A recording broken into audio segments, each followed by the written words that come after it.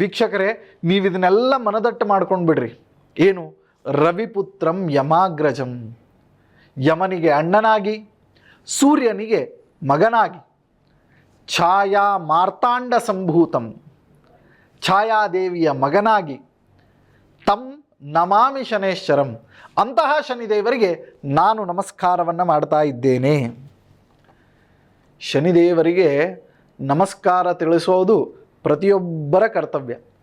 ಜಾತಕವನ್ನು ಗಮನಿಸಿದಾಗ ಒಂದು ಕುಂಡ್ಲಿ ನಾವು ನೋಡಿದ್ವಿ ಅಂತಂತಂದ್ರೆ ಅದರ ಒಳಗೆ ಮುಖ್ಯ ಕಾರಕತ್ವ ಇರೋದು ಎರಡು ಗ್ರಹಗಳಿಗೆ, ಒಂದು ಗುರು, ಇನ್ನೊಂದು ಶನಿ. ಈ ಎರಡು ಗ್ರಹಗಳು ಎಷ್ಟು ಪ್ರಬಲವಾಗಿರ್ತದೆ ಅಷ್ಟು ಜೀವನದೊಳಗೆ ಮನುಷ್ಯ ಬದಲಾವಣೆಗಳನ್ನು ಕಾಣ್ತಾ ಹೋಗ್ತಾನೆ. ಶನಿ ಪ್ರಬಲವಾಗಿತ್ತು ಅಂತಂತಂದರೆ ಎಲ್ಲ ಲಾಭಗಳು, ಅಧಿಕಾರಗಳು, ಅದು ಎಲ್ಲ ರೀತಿಯಾದಂತಹ ಅಧಿಕಾರ, ಇವತ್ತೇನು ನಾವು ಪಾಲಿಟಿಕ್ಸ್ ನೋಡ್ತೇವೆ, ಬೇರೆ ಸ್ಥಾನಮಾನಗಳನ್ನು ನೋಡ್ತೇವೆ, ಎಲ್ಲ ಏರಿಳಿತಗಳನ್ನು ನೋಡ್ತೇವೆ. ಯಾಕೆ ಅಂತಂದರೆ ಶನಿದೇವರು ಅಷ್ಟು ಪರಮೋಚ್ಛವಾಗಿರ್ತಕ್ಕಂತಹ ಗ್ರಹ. ಸೊ ಅಂತಹ ಶನಿದೇವರ ಪ್ರಭಾವಕ್ಕೆ ನಾವು ಒಳಗಾದಾಗ ಯಾವುದು ಬೇಕಾದ ಅಧಿಕಾರಕ್ಕೆ ಏರಿಸ್ತಾನೆ, ಹೊಳ್ಳಿ ಇಳಿಸ್ತಾನೆ. ಹೀಗಾಗಿ ನೀಲಾಂಜನ ಸಮಾಭಾಸಂ, ಬೆಳಕನ್ನು ತೋರಿಸತಕ್ಕಂಥವನು ಶನಿ. ಯಾವಾಗ ಜಾತಕದೊಳಗೆ ಶನಿ ಅತ್ಯುತ್ತಮ ಗ್ರಹವಾಗಿ ಪರಿಣಮಿಸ್ತಾನೆ, ಜಾತಕನಿಗೆ ಎಲ್ಲ ವಿಧವಾಗಿರ್ತಕ್ಕಂತಹ ಲಾಭಗಳು ಅವನಿಗೆ ಸಿಗ್ತಾ ಹೋಗ್ತವೆ, ಎಲ್ಲ ಲಾಭಗಳು ಸಿಗ್ತವೆ. ಸೊ ಅಂತಹ ಲಾಭಗಳನ್ನು ಪಡಿಬೇಕು ಜೀವನದೊಳಗೆ ಅಂತಂತಂದರೆ ಶನಿದೇವರ ಆರಾಧನೆಯನ್ನು ತಪ್ಪದೇ ಮಾಡಬೇಕು. ಎಷ್ಟೋ ಬಾರಿ ಲಾಭಕ್ಕೋಸ್ಕರವಾಗಿ ಪೂಜೆಯನ್ನು ಮಾಡೋದು ಅಷ್ಟೇ ಅಲ್ಲ, ಕಿಂತು ಪ್ರಾಯಶ್ಚಿತ್ತಕ್ಕೋಸ್ಕರವಾಗಿಯೂ ಕೂಡ ಪೂಜೆ ಮಾಡಬೇಕು ಅಂತ ತಿಳಿಸಿಕೊಡುವಂಥದ್ದು ಶನಿಗ್ರಹದ ಒಂದು ವಿಚಾರ. ಶನಿದೇವರು ನಮ್ಮ ರಾಶಿಗೆ ಬಂದಾರ ಅಂತಂದುಕೊಳ್ಳೇನ ನಾವು ಮಾಡುವಂಥದ್ದೇನು?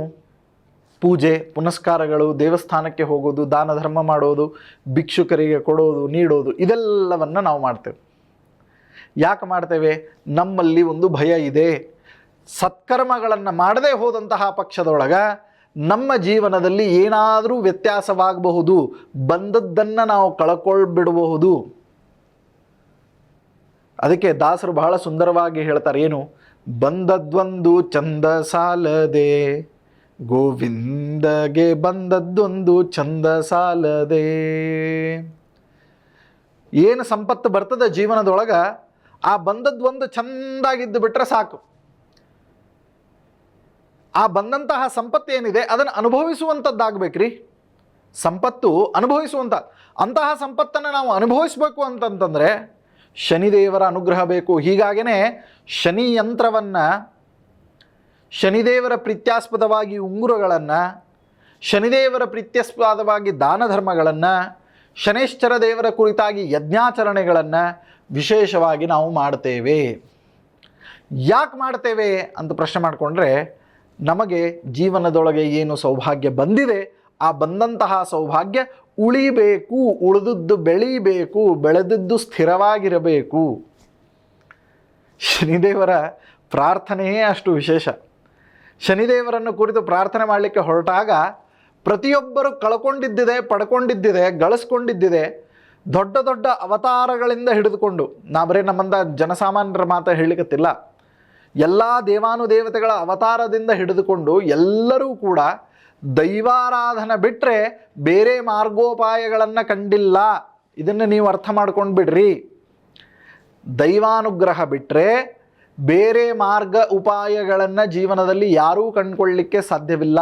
ಸೊ ಅದಕ್ಕೆ ಇಂತಹ ಒಂದು ಭಯದ ವಾತಾವರಣ, ಅದರಲ್ಲಿ ಭಕ್ತಿ ಮಿಶ್ರಿತವಾದಾಗ ನಾವು ಕೆಟ್ಟ ಕರ್ಮಗಳನ್ನು ಮಾಡದೆ ಒಳ್ಳೆಯ ಕರ್ಮಗಳಿಗೆ ಸತ್ಪ್ರೇರಣೆಯನ್ನು ದೀಪ ಹಚ್ಚುವಂತೆ ಜೀವನದಲ್ಲಿ ಕತ್ತಲನ್ನು ಓಡಿಸಿ ಕೊಡುವಂಥವನು ಆ ಶನಿದೇವರು. ಹೀಗಾಗಿ ನೀಲಾಂಜನ ಸಮಾಭಾಸಂ. ಶನಿದೇವರ ಅದ್ಭುತವಾದಂತಹ ಕ್ಷೇತ್ರಗಳಲ್ಲಿ ಹುಬ್ಬಳ್ಳಿಯ ಶನಿದೇವರ ದೇವಸ್ಥಾನವೂ ಕೂಡ ಒಂದು ವಿಶ್ವೇಶ್ವರ ನಗರದಲ್ಲಿದೆ. ನೀವು ಒಂದು ಸತ ಯಾವಾಗಾದರೂ ಹುಬ್ಬಳ್ಳಿಗೆ ಬಂದ್ರಿ ಅಂತಂದ್ರೆ ತಪ್ಪದೆ ಆ ಶನಿದೇವರ ದರ್ಶನವನ್ನು ಮಾಡಿಕೊಡ್ರಿ. ಪ್ರಸನ್ನ ಚಿತ್ತರಾಗಿರ್ತಕ್ಕಂತಹ ಶನಿದೇವರು. ಬೇರೆ ಎಲ್ಲೇ ಹೋದರೂ ಕೂಡ ನೀವು ಶನಿದೇವರನ್ನು ಒಬ್ಬರೇ ಕಾಣ್ತೀರಿ. ಆದರೆ ಇಲ್ಲಿ ಮೇಲ್ಗಡೆ ಲಕ್ಷ್ಮೀ ನರಸಿಂಹ, ಮಧ್ಯದಲ್ಲಿ ಹನುಮಂತ ದೇವರು, ಕೆಳಗಡೆಗೆ ಶನಿದೇವರು, ಅಷ್ಟು ವಿಶೇಷವಾಗಿರ್ತಕ್ಕಂತಹ ಶನಿದೇವರು. ಸೊ ಅಂತಹ ಶನಿದೇವರ ಸನ್ನಿಧಾನದೊಳಗೆ ನಾವು ನಿಂತು ಪ್ರಾರ್ಥನೆಯನ್ನು ಮಾಡಿದಾಗ ನಮ್ಮ ಕಷ್ಟಗಳ ಪರಿಹಾರ ಆಗುವುದಿಲ್ಲೇನು? ಅವಶ್ಯವಾಗಿ ಆಗ್ತಾವ್ರಿ. ಅದಕ್ಕೆ ನಮಗೇನು ಬೇಕು? ಪ್ರಾರ್ಥನಾ ಬಲ ಬೇಕು. ಕ್ಷೇತ್ರ ಮಹಿಮೆ, ಪ್ರಾರ್ಥನೆಯ ಬಲ, ಇದು ಎರಡೂ ಸೇರಿಕೊಂಡಾಗ ನಾವು ಏನು ಶನಿದೇವರ ಕುರಿತಾಗಿ ಮಾಡುವಂತಹ ಉಪಾಸನೆಗಳಿವೆ, ಆ ಉಪಾಸನೆಗಳೆಲ್ಲವೂ ಕೂಡ ನಮಗೆ ಫಲ ಕೊಡುವಂಥದ್ದಾಗ್ತದೆ. ಅದಕ್ಕೆ ನೀಲಾಂಜನ ಸಮಾಭಾಸಂ. ಸೋತು ಕತ್ತಲಲ್ಲಿ ಬಿದ್ದವನಿಗೆ ಜ್ಯೋತಿ ಬಂದಾಗ ಆಗುವಂತಹ ಖುಷಿನೇ ಬೇರೆ, ಸಂತೋಷನೇ ಬೇರೆ. ಯಾಕೆ?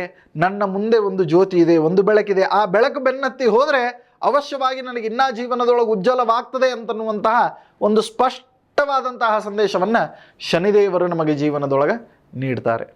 ಅದಕ್ಕೆ ನೀಲಾಂಜನ ಸಮಾಭಾಸಂ. ಸೊ ಅದಕ್ಕೆ ಬಹಳ ಸುಂದರವಾಗಿರ್ತಕ್ಕಂತಹ ಮಂತ್ರ, 12 ರಾಶಿಗಳವರು ಹೇಳಬಹುದಾದಂತಹ ಮಂತ್ರ.